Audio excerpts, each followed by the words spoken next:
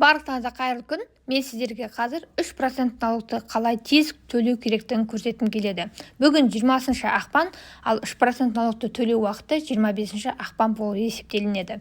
Егер сіз Каспий приложениясынан задолженность туралы сообщение келеді деп күтіп жүрсеңіз, ол сообщение сіздерге 26 ақпан күні келеді. Ал 26 ақпан күні төлесеңіз, онда пенямен бірге төлейтін боласыз. Ал қазір мен сіздерге ешқандай пенясыз уақытында қалай төлеу керектігін көрсеткім келеді.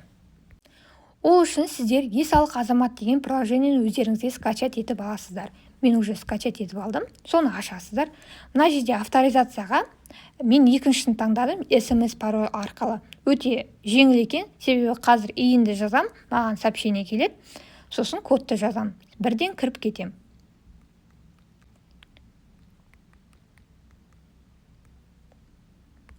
Войти.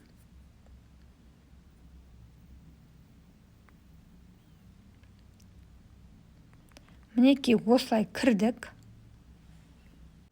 Енді сол жақта менюді басасыздар.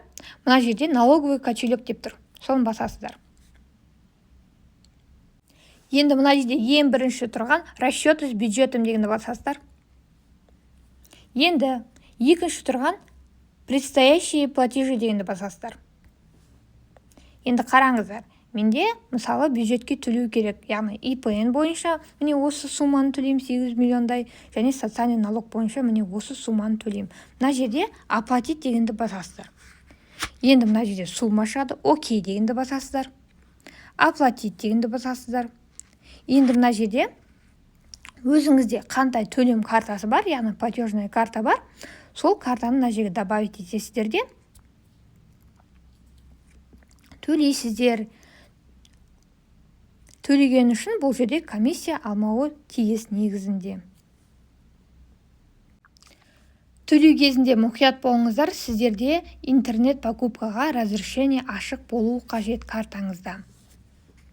Мінекей дәл осылай оңай тәсілмен 3% налогты төлеуге болады. Егер видео ұнаса лайк басыңыздар және каналға тіркеліңіздер. Сонымен қоса бұл видеоны өздеріңіздің ИП-сы бар немесе налог төлегісі келіп жүрген достарыңызға жіберіңіздер.